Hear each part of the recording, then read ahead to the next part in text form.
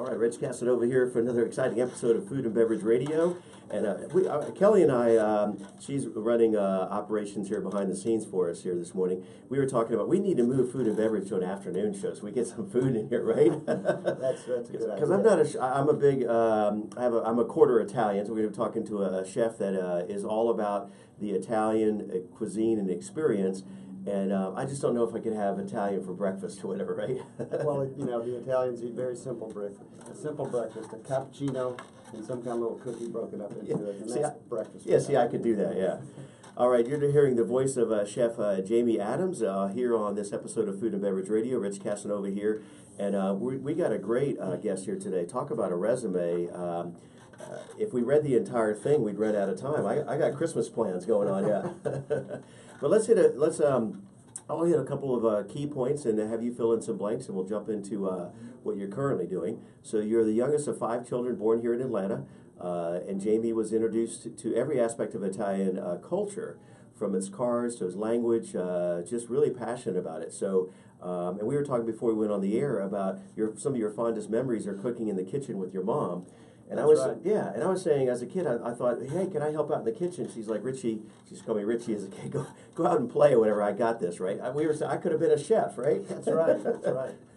Being the youngest of 5, there was a lot of food to get cooked in the house. Yeah. And my mother from New Orleans was a great cook, and one of my father's favorite things to do was to eat what Mom cooked or go out somewhere. Yeah. Youngest of 5, I'm youngest of 4, yeah. So, all right, so that began early on, and then, but in addition to that, so moving forward, you studied music, and it says biology, not music biology. There was the 2 different subjects, right? Well, that's an interesting combination. I was a little ambivalent during my college years. I went from trying to major in music to trying to major in biology, and ended up doing neither. Right, exactly, yeah. And that all happened, that went down at Georgia State University here in Atlanta, and then and at the same time, you were also working for a famous Italian restaurant, the Mad Italian, in Atlanta. That's what was their claim to fame? Well, they 2 guys that I'm still really close friends with. One guy's from Philadelphia. They did great Philadelphia cheesesteaks. It was a simple place. Yeah. But they did everything from scratch. They made meatballs. They sliced their steak. They made their sausage. Everything from scratch. They bought the best bread from New York. Wow. And made great Philly cheesesteaks, and they were really into hospitality. Yeah. Even though it was a simple, casual place, hospitality was their thing, and they taught me a ton. Did they expand into a franchise or multiple locations? Or They had multiple locations, yeah. and then as years went by, they sold the store to their 2 managers who were brothers. Yeah, okay. And only one of them is left right now. So right, yeah. we're on Savoy Drive in Chamblee. So it's not still going strong. 2 guys and a pizza? Not anymore. So. All right, so now, and in addition to that, so a little bit later, you ended up with a gig at Buckhead Life, with a restaurant which is iconic here in not just Buckhead, but Atlanta and through the region here, right?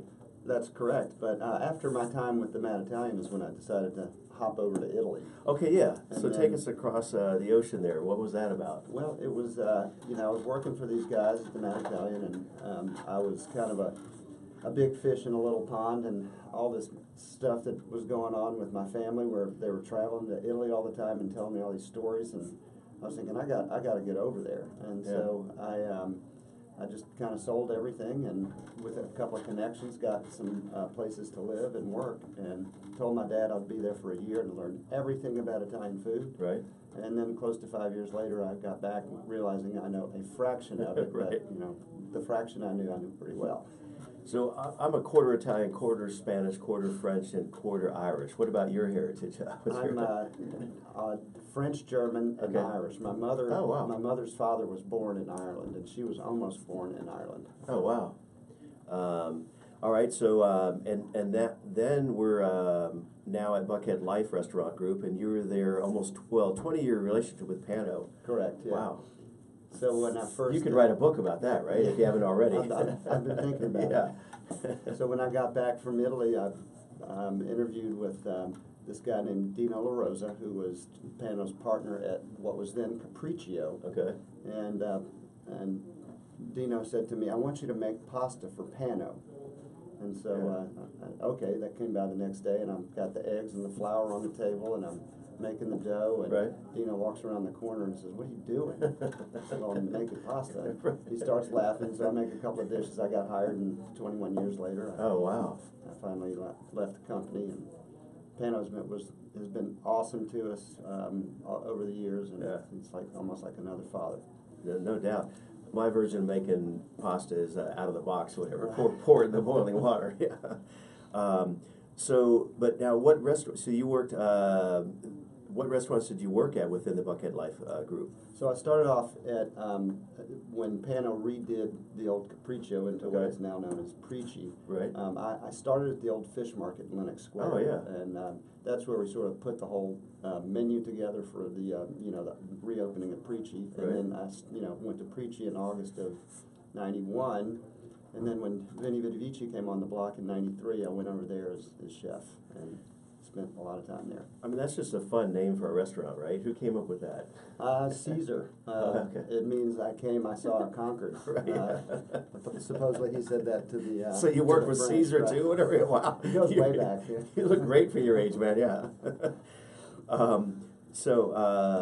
Yeah, we could spend probably a whole show just on that experience at Buckhead Life, right?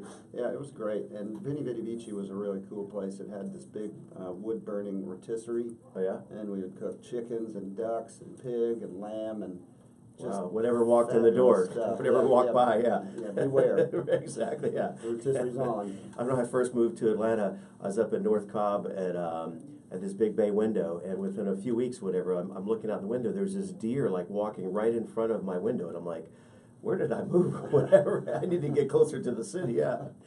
All right, so, and then next,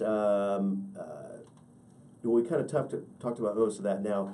So talk to us about this coastal Italian restaurant that is this the current one that you're running now? That's okay, correct. Il Giallo. Giallo, and it's a osteria and bar, right? Right. Osteria means hostelry. A lot of people think it has something to do with oysters, but Exactly, yeah. It's the Italian word for hostelry, which is kind of a convivial place where people can gather and eat. And in the olden days there would be rooms to stay. Right. We obviously don't have rooms. Right, yeah. But, Yeah. We have private dining rooms, but it's a little different. Right. And so, at Giallo, I've tried to recreate, a lot of my experiences when I was living over there. I lived on the seacoast for a while. And Oh, wow. I lived inland. So we make pasta out in front of everybody on a big 16-foot table during service. Wow. And we feature, great fish dishes all the time. And it's just a fun, convivial place. And tell us the backstory of that, how that kind of came about, how long you've been operating that kind of thing. Well, it's a long story, but and Pano was in on the whole thing. Okay. We came to very amicable closing to our relationship, and he knew all about our plans, but he kept telling us, "You don't have a concept," and we're like, "Pano, it's Italian. That's a concept." Right. He goes, "You don't have a concept." So I'm like, "Okay." The guy's pretty smart, and I've worked for him for 21 years. I better start paying attention. So one night in the restaurant, a lady was, this is at Veni Vidi Vici's, wanted the special from a couple of nights ago, and I didn't have it, but she was a butternut squash tortelli. So what I had is a raw butternut squash, and I had some pasta sheets. So I said, okay, well, by golly, I'm going to do this. And I peeled it, cut it up into small pieces, put it in the fryer, patted it dry, mixed some cheese, and next 20 minutes later, she had the tortelli. Wow. So that's when I figured out what the concept for Giallo was going to be, and that's have that big pasta table out in front of everybody. And I told Pano, and he goes, "Now you got a concept." So, Right. Exactly. Finally, Took you a minute. Yeah. And we've been open for 3 years now. We just celebrated our 3rd year anniversary on that holiday that will now be known as Jalloween. Jalloween. That's really good. We opened on October 31st, 2015. Wow, that's a great, that's a great story. So before we talk about, let's rewind for a second. So in addition to your impressive resume already mentioned, what I was also intrigued that jumped off the page here is that you also competed in the Food Network's Chopped. That's correct. So we were talking before we went on the air. I'm obsessed a bit with Shark Tank. Actually, just did an interview with Barbara Corcoran from the Shark Tank just last week. So this experience. So how did you become a candidate for that? I mean, how did you get on the show? Well, they email people out. You know, they target companies and, Right. and restaurants, and they sent. I got an email, and it Wow. initiated the whole. It was like an online interview. Yeah. You know, they fill out the questionnaire, and then they fill out another questionnaire. Then they asked me to do a little video of Right. the questionnaire, and then time passed, and I went and interviewed. They came to Atlanta and Okay. did some interviews for some of the finalists that Right. they had, and they said, "Okay, you've been picked." Wow. And Did they tell you why they chose you, or do you have a? they were targeting Atlanta, Okay. and so they're good at gathering intel about the good restaurants around town. Yeah, I mean, and who to target. Yeah, but there's a lot of restaurateurs in Atlanta to be chosen. That's pretty impressive.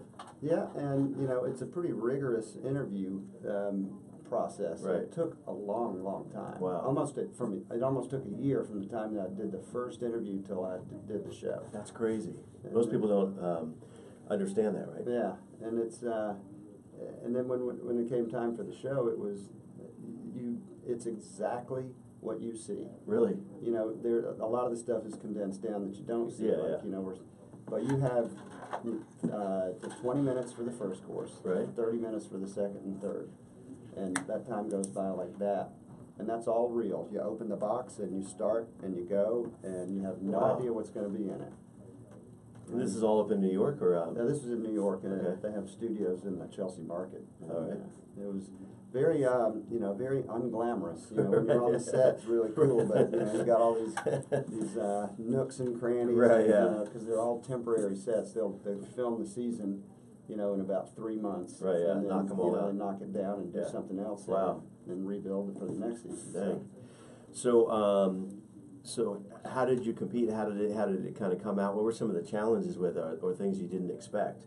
I mean, was it like a pressure cooker, as you can imagine, or was it a lot of fun? Or serious pressure cooker. They bring you into the show, and they be sure that you have nothing on you. You put one of their chef's jackets on. Right. You can't have anything in your pockets. You can't have, they don't want notes or anything like that. wow, okay, yeah.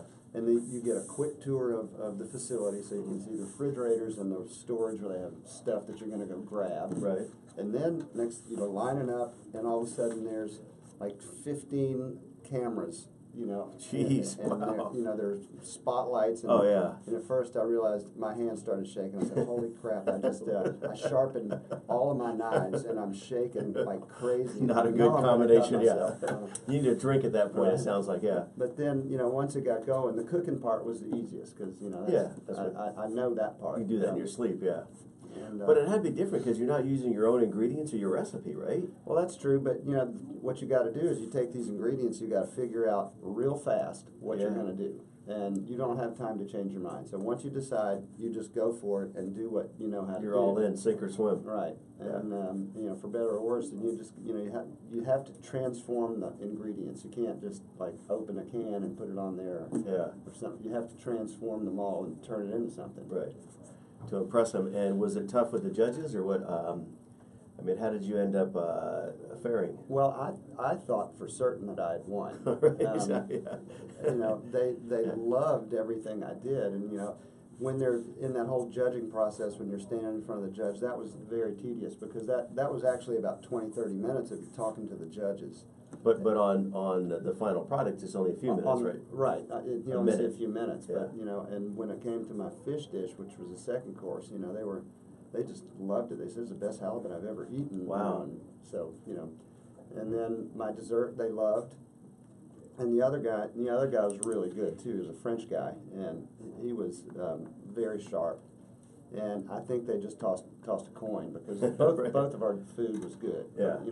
Both of our dishes were really good, and it was a coin toss. But Yeah. I thought I'd won, and he thought I'd won too. Right, yeah. Well, maybe we'll do a recount or whatever. I don't know if it's too late for that or not, yeah. So now, have you thought, did you add that to the menu at any point, or thought about adding that to like a signature dish? 'Cause that'd be kind of cool, like the claim to fame or whatever, right? Well, we do have a dish on our menu, bomboloni, which is a dessert, which is the one recipe that I memorized because I'm not a pastry chef, but Okay. I did memorize the bomboloni dough recipe, All right. which is a fried donut. Right. And I somehow managed to, the stuff that they gave me in the box, I said, I can turn that into a bomboloni. And that's on our menu. Oh, it is? To this day. Because that'd be kind of cool. It's just like, makes that kind of signature item, or it has a backstory and history to it, especially if people watch the episode or watch the show. You know, that'd be kind of cool. And we also, when we do halibut, because it was a halibut dish, we always kind of mention that I got pretty well known for my ability to cook halibut. Exactly, on the fly. Right. Yeah. So so talk to us about the Super Chef cook-off. Now that was years and years and years ago, in the early days of Veni Vidi Vici, and it was kind of the beginning of the whole food TV explosion. Yeah. They did this dinner and a movie thing, Right. and the studios were right across the street from Veni Vidi Vici. Oh, wow. So all the TBS people were in all the time, and there was this one lady that was I'm still very good friends with to this day, who worked for Turner, and she and a couple of other people in the company hatched this idea to do this Super Chef cook-off thing. Right. And it was there were 5 chefs from across the country. We all gathered in New York, and we did a dish on the theme of a movie. And so it was a big contest. Oh, wow. And it was a whole lot of fun. Yeah, no doubt. And there was a big crowd up in Manhattan, and I didn't win, but it was a really, really great experience. Yeah. So yeah, just hearing that description, what you described, I thought about it would be kind of cool to do a cooking podcast, but I don't know if it would really resonate if you're just listening to someone cook or talk about recipes. But I'm sure there's a podcast. There's tons of podcasts. Maybe a video podcast. Yeah, exactly. Yeah, that make more sense. All right, so so now let's talk about what's on the menu over there that you may not have hit on, or what's some of your signature items, or your most popular, or what's your claim to fame at the restaurant? Well, there's a couple of things that are signature trademark kind of things. They're not trademark, but I like to think so. We'll call an attorney, make that happen. Yeah, for an extra $1.50. Yeah. We have a veal parmigiana that is very popular. We like to call it a meat pizza. It's a big old pounded veal chop, breaded and pan fried with mozzarella and tomatoes. It's delicious. Yeah. And says the chef. Yeah. And our other thing that we're pretty well known for is these ravioli that we make out of big green egg roasted duck. And say that again. It's a ravioli that's filled with duck that's been roasted on the big green egg. I thought you said the big green egg. Yeah. And so it's about to make its comeback. We replaced it for a little while, and in the next week or so, it's going to make a comeback. A resurgence, as a lot of these shows are doing that, right? It's a reboot. That's it's getting a reboot. People have been asking for it for the last 3 months, so it's time to bring it back, and that's a dish that I've been doing for years and years and years. Yeah. Veni Vidi Vici, and I've learned the pasta style from one of the places I worked in Italy. Yeah, you talked a lot about pasta, and I was joking mine comes out of a box. So what's the what do people do right or wrong? I mean, what's the science behind making a good pasta?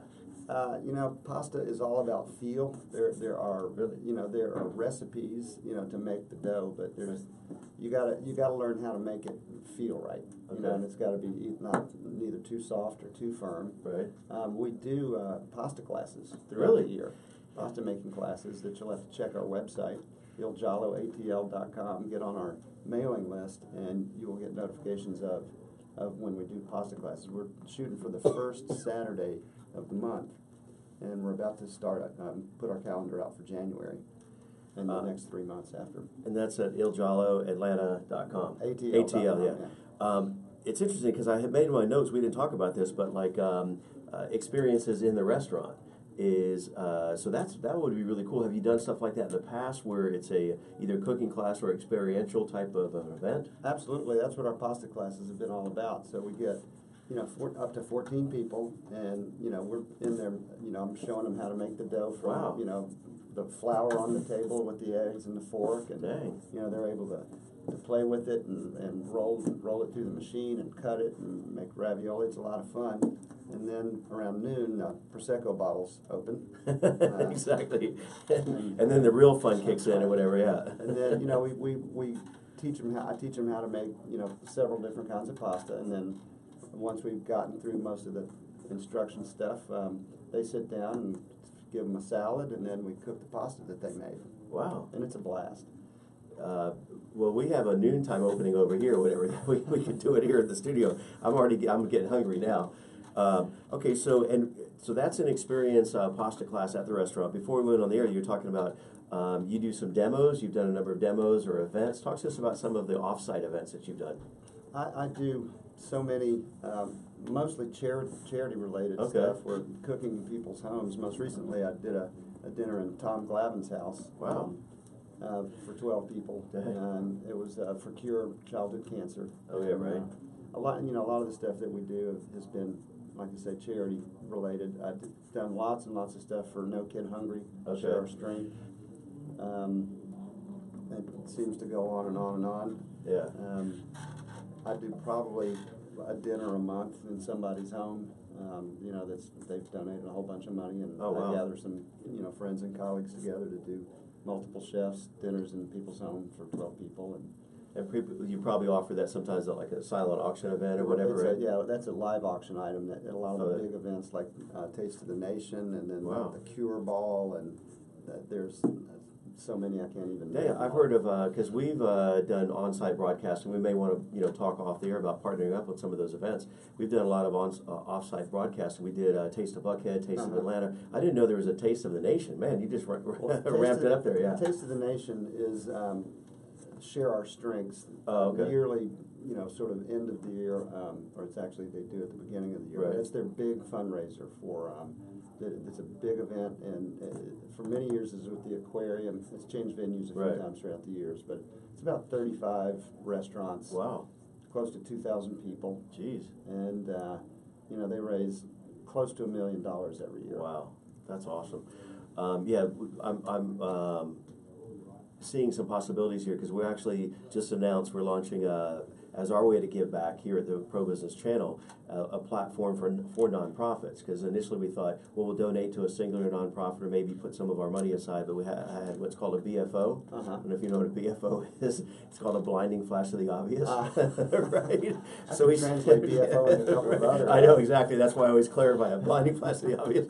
So here, but what's crazy is that we have almost 500,000 downloads. We're the top 5% globally in website traffic, yada yada yada. So we thought, rather than just maybe putting some money aside as an emerging brand, why not out of our pocket we'll actually generate a show called it's called Nonprofits Radio, just for featuring nonprofits, and ideally kind of local, homegrown or community-based nonprofits.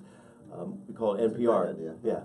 NPR, just don't tell the other NPR or whatever, right? Use a little, not capitalized. Exactly, yeah. Well, I'm sure there's more than one PBC or one ABC or NBC or CIA out there, yeah. So, but yeah, we'd love to talk to you about some of the nonprofits you're involved in, maybe partner on that. So now, also you're announcing a new catering program. That's correct. Something we've been wanting to do for a long time, and when we first opened the restaurant, we were open for lunch, and we were just not in a good spot for lunch. We're perceived as a little bit fancy, and it's not a viable lunch thing to do. So after about a year, we just stopped doing it because we were just breaking even, and we in business to make money. Right, you got to get there way early. Right. So we've been talking about this idea of catering for a long time, and now it's starting to come to fruition finally. We've got this guy on board, a really good friend of mine that's joined us at Giallo, a guy named Gary Meny. Shout out to Gary. Yeah. Shout out to Gary. Couldn't be here this morning to chat, but we're starting off kind of simple. We're going to focus on lunch drop-off stuff that's going to feature our food that we're going to be able to transport to business meetings and stuff at lunch. We've also done a couple of events that were drop-off, and we can also do stuff that's got service going on with it. So it's just going to be Giallo to go. Giallo at your home. Seems to be a Giallo theme going on here. That's right. Giallo to go. That's pretty good. And so, are you going to partner with some of the delivery apps or whatever, or the delivery services? Well, are you going to do that in-house mostly, or we do Uber Eats and what are the other ones? Postmates and Grubhub. Yeah, we do those already in the restaurant. And but for the catering, this is going to be more in-house. Where you guys catering will take care of all that ourselves. Okay, yeah. You know, we'll be doing the delivering and dropping off and manning if we need to, depending on what the people want. And what's the entry point for a lunch catering up to what's the largest you could possibly think handle with the range ballpark? I think at this point when in our beginning phases we're probably up to about 100. Oh wow. I think what we're going to see mostly for the target that we're going for is we're very close to all the Northside hospitals, Northside Hospital and right. Pill Hill. Right. It's Exactly. a huge economy of the feeding businesses for the hospitals up there, the doctors' offices, and there's constantly people that need to have presentations and stuff, and they need lunch for 20, 30 people. Right. That's where we're targeting right now. That sounds awesome. So that's what's on the horizon. What else is cooking over there? Any things for the new year, or any announcements or scoops you can give us? Or no scoops that I'm allowed to divulge at this particular point, but stay tuned. And but the next year is just going to be just getting better and better what we do with Gary Manny on board and evolving and adapting to our keep the restaurant interesting. That's our biggest challenge. It's easy when you first open, everybody wants to come see you. Right. The challenge is to stay relevant over time, and so we have to constantly be doing things that are coming into make people want to come back into the restaurant for a new reason. Now we've got for example, we've been doing the Feast of the Seven Fishes, which is really, that sounds like a religious event for some reason. Well, I mean, it's something that really took hold up in the Northeast. It had its origins in Italy. Sure, where, you have a dinner for Christmas Eve, right. And you have 7 fishes, and it's got mystical connotations and everything. So we've done that for the past 3 years, and it's 2 years. This will be our 3rd one, but it's that'll be our Christmas Eve. But is that in the restaurant, in the restaurant, like an event, or a certain the menu is already kind of mapped out and so forth? Yeah, we'll have our regular menu, but we're going to have the Feast of the Seven Fishes menu, which is a 3-course menu. Oh, okay. That you'll get 7 different fish in for appetizer, entree, and pasta. And Christmas Eve many years ago used to be the slowest night of the year. Yeah. It's our 3rd highest money day of the year now. Wow. That's crazy. People just kind of, want to kind of get out and, they got a big meal planned the next day. They don't want to be cooking, I guess, that night or something. Yeah. And what about Thanksgiving? You ever do anything for Thanksgiving or? No, we close on Thanksgiving. Yeah. There's a lot of restaurants that are opening for Thanksgiving. Right. Because people just want to take a break and have but somebody else do it. But you and your team need a day off, whatever. Right? That's right, Yeah. and that's a personal reason we take it off, because we got to give our people and ourselves time off. Downtime. Yeah. We also have New Year's Eve coming up, which we'll have a 4-course prefix menu. Wow.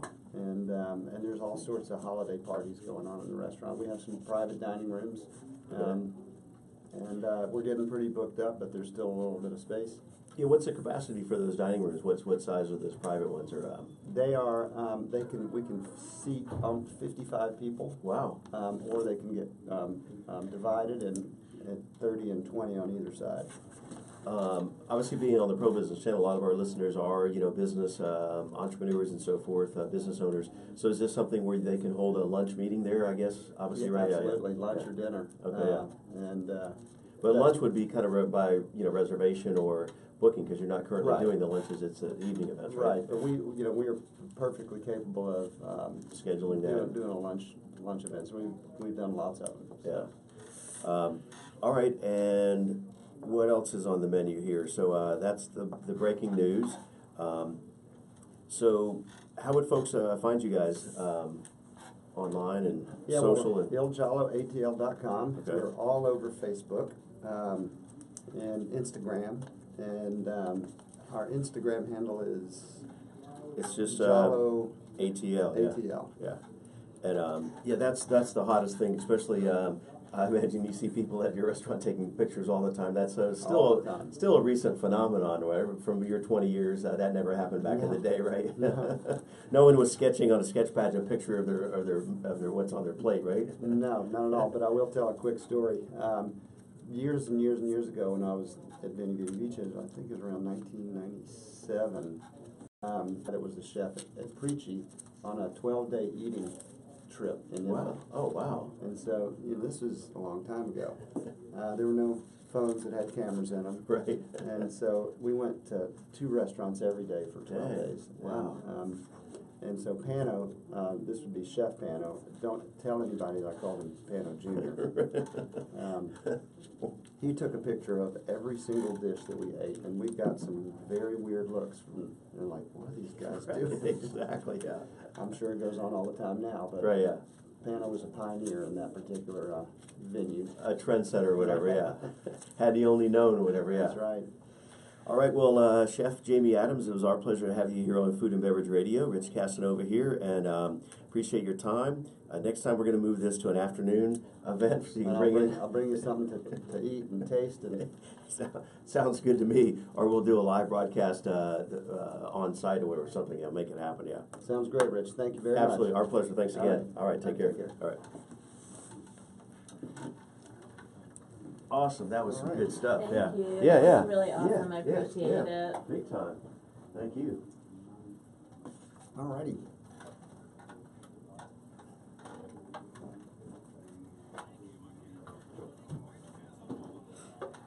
Okay, we'll do some photo ops here for our posting. Perfect. Yeah. Brought my camera today. Nice. Yeah, I saw that. Or whatever. Yeah, ramp it Actually up. remembered Yeah. it this. Sweet. Look good.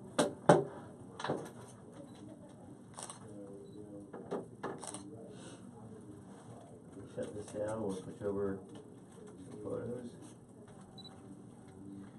If you want, Jamie, you can take that seat right there where I was at. Okay. So she can do a photo op here All with right. you. And then I'll join you here in a second.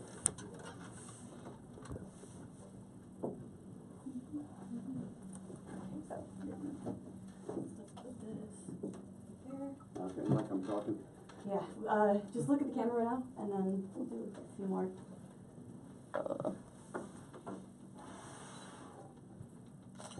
So how's life been? Good, what about you? Good, good. Okay, It's awesome. funny, we had Jody scheduled for, He told me. yeah, But yeah. for Wednesday. He has to reschedule. Look, can you look at Rich really quick? Yeah. So he was set to be here tomorrow. So he's pretty excited about his franchise He is. gig, yeah. Yeah. That's pretty cool. Awesome. Yeah. Okay. Let me shut one more thing down. I'll be right there. Okay. Girls coming home for Thanksgiving. We Okay. actually went to LA over the weekend. Oh yeah. On Friday. Maddie had a class with Alfred Hitchcock's granddaughter, Oh, wow. Harry Grant's daughter, and I got to meet them. Wow, which that's cool. was really amazing. Yeah. Okay. All right. We'll do a bunch of these here. We'll look at Kelly, I guess, first. Right, so be fun. Can I Actually, if you grab my phone, because it'll sync with Flickr then. this one? That one's here. Oh, I'm sorry. Actually, Debbie, if you want to grab his phone, might as well just take some while we're here, yeah. And with I'll yours, just send okay, it to that's fine, him, yeah, yeah. that works, yeah.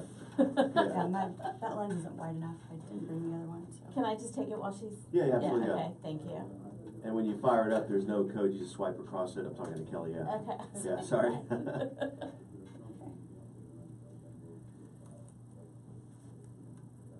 Okay. Thank you. Perfect. You would look directly at the camera, but then after a couple of shots, we'll want to look like off camera, maybe look on the wall over there, so it's not a more interesting thing. And then we'll look at each other here, so we're live during the show. Just slide this in here. Actually, let's grab the headsets. That's on there. This is the action shot, yeah. So there I was. Right, exactly right. This is the most awkward part of the show. The rest of it's real easy, right? Yeah. It's staring into each other's eyes, yeah. So this horse goes into a bar. Nice, whatever, yeah. Yeah, we didn't get a chance to talk about your bar or whatever, your bar offerings. Yeah. Well, you know, it's a lot of the same menu. We're also always talking about doing a bar menu. We haven't done it yet. But Okay, yeah. That's in the works too. Yeah. I'm gonna grab one. We have a couple more here. Yeah. So, but the bar is, you know, the bar is packed all the time. Yeah. Lots of regulars. You know. Yeah. People. That's where the margins are at, right? Well, yeah. I mean, if you're heavily into yeah, that. but definitely. The booze is you make good money on it. It doesn't go bad. Right. There's no shelf life. You just kind of pour it and. Right, but the regulars at the bar, you know, it's a really good thing to have on. Yeah. Because the bar, at any given day, you know, there's people who want to sit at the bar. Yeah. Yeah. I usually do that. Yeah. Yeah. Just go in. Yeah. So it's a good bar. Yeah. Cool. Okay. I think we're set. Thank you. Yeah, absolutely, yeah. Yeah, so if you guys, that's what we were, that's what I was gonna mention, is on the nonprofits, we're actually launching that on Giving Tuesday. Okay. So, on the 27th, I don't know if you heard about the Okay. event, have you heard of Giving Tuesday? No. It's a fairly recent phenomenon, started about 7 years ago, but here's what's crazy, and I think they've raised over $300 million for, you know, nonprofits, and they have, they're in now 150 countries. So it's celebrated like the Tuesday following Thanksgiving, because week of Thanksgiving, everybody's traveling and Right. crazy, but they're still in that giving mode, so to speak, Right. right? So and now they've, I guess, maybe, I don't know, last couple of years, came on board as the Bill and Melinda Gates Foundation. Okay. So it's a really big deal. Wow. So, and then Georgia has kind of their version, the Georgia Giving Tuesday or whatever it is. So we're going to launch a whole series. We do some here in the studio on that day. We're doing noontime at Microsoft for a lunch broadcast. And then we have a satellite studio up the road. We may be broadcasting from there as well. But it's just so if you know some nonprofits, you know, kind of short notice for the 27th, but. I know one. Sister. Yeah. Your sister what? My sister's involved with this thing called Moving in the Spirit. Okay. Which is it's a dance troupe. Right. But it's taken, you know, at-risk kids, Oh, wow. teaching them how to dance, but, you know, it's also about learning how to be grow up in a tough, mean world. Right, And yeah. learn how to be a responsible leader. Yeah, that'd be It's a awesome. really cool organization, and they've just broken ground on a whole new facility. So Where is the facility? it is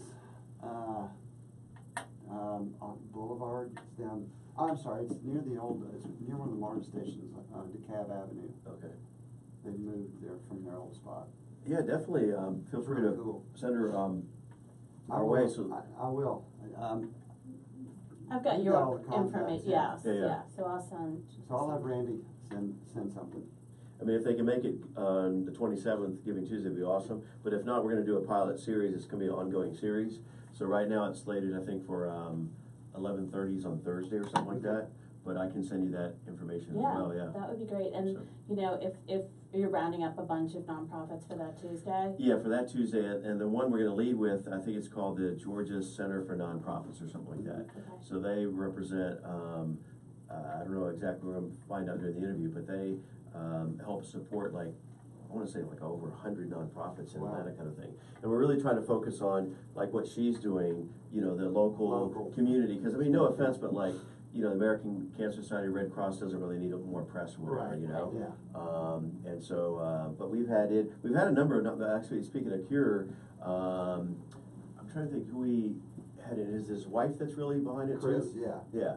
Chris So- Levin, yeah, she's the one that is the mover and shaker. Yeah, because we had her in on, I don't know if you know Joanne Hayes, a publisher of Yeah. Simply Buckhead, yeah.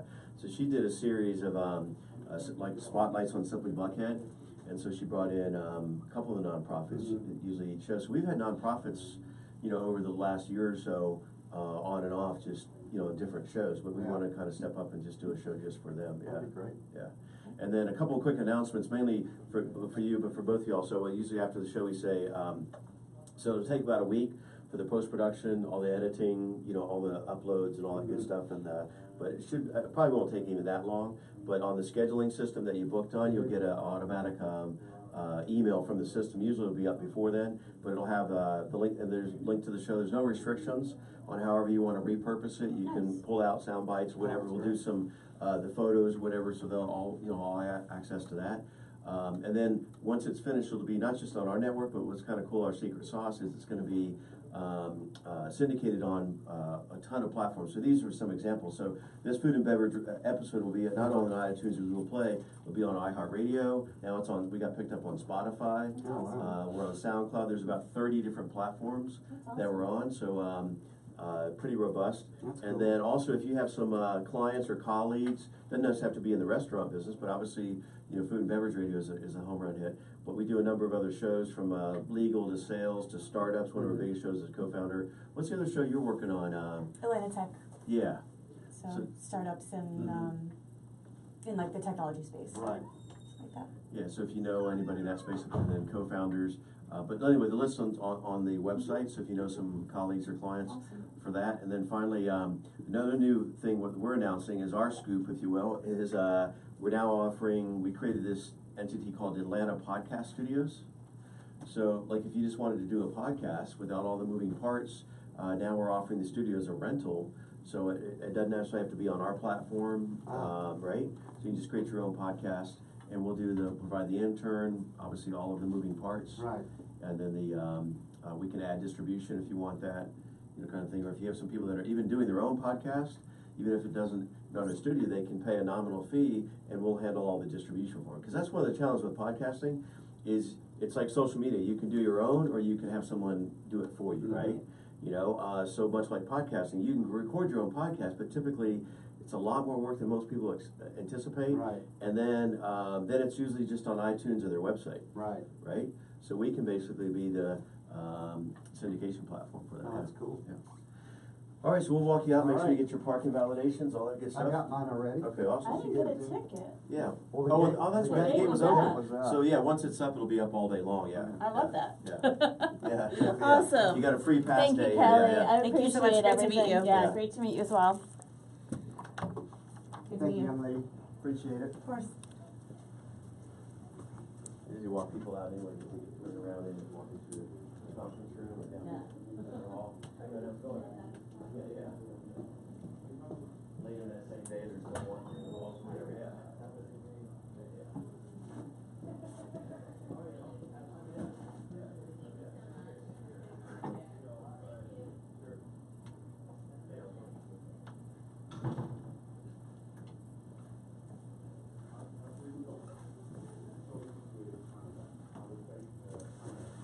All right.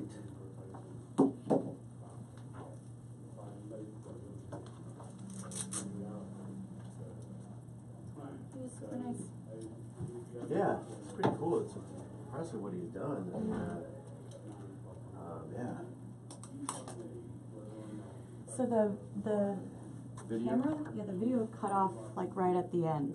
Okay. It said the app stopped working or something. Yeah. I was like, okay. So that's So- so unpredictable. It's like it does its own thing. Yeah, you so I know? don't know what that was. Yeah. Well, mainly what we think we're gonna be able to use the video for is more like highlight reels and clips, and just more for posterity and stuff like that. But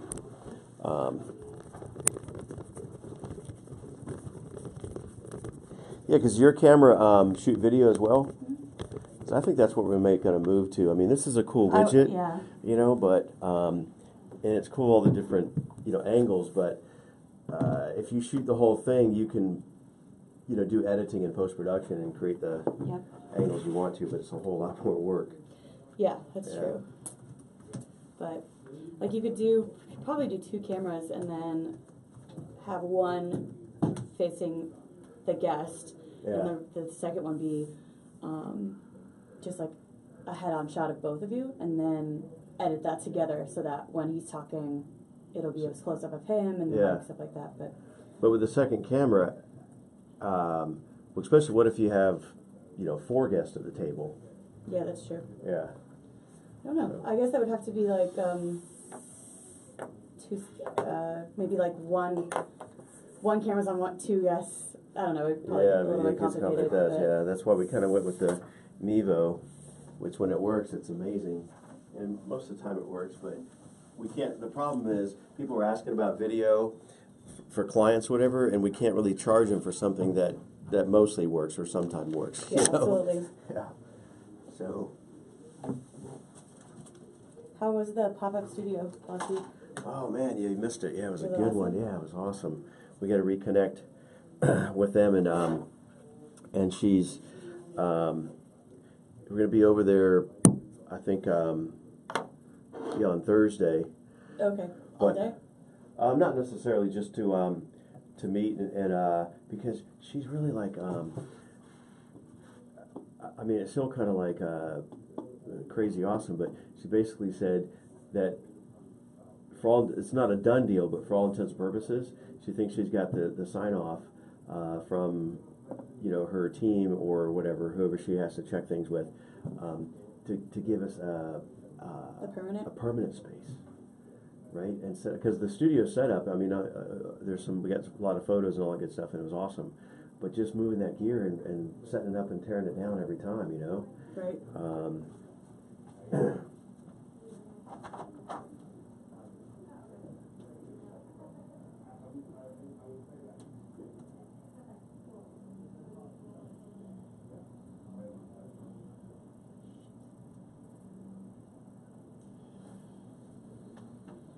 Yeah, let's see what we can knock out with social media here.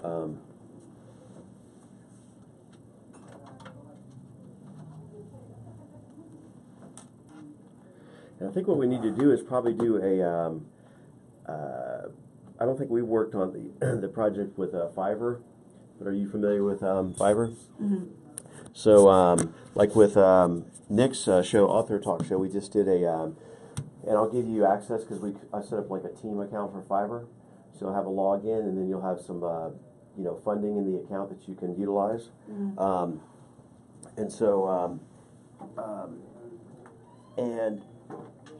So to create, like a show intro, outro, jingle, and all that good stuff. But then,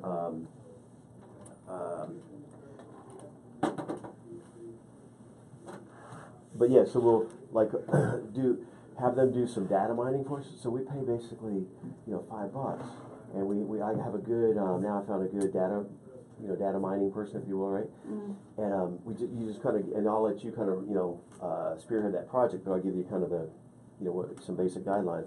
But basically, just said, give us a list of authors that are based in Atlanta, right? And originally it was just like a whole range of authors. Now we said, let's narrow it down to business authors. And with that, give us a list like 100 authors. And we did the streak, the mail merge mailing out. It ended up being a lot. I say I list of 90. We got 40 responses. Holy crap. That actually filled out their the on-air guest form. That's awesome. Yeah.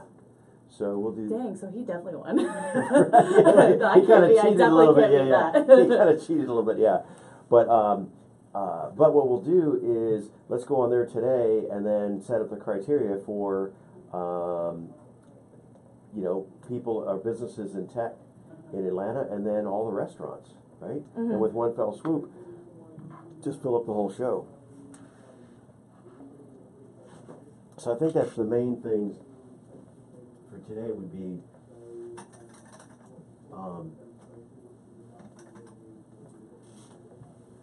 for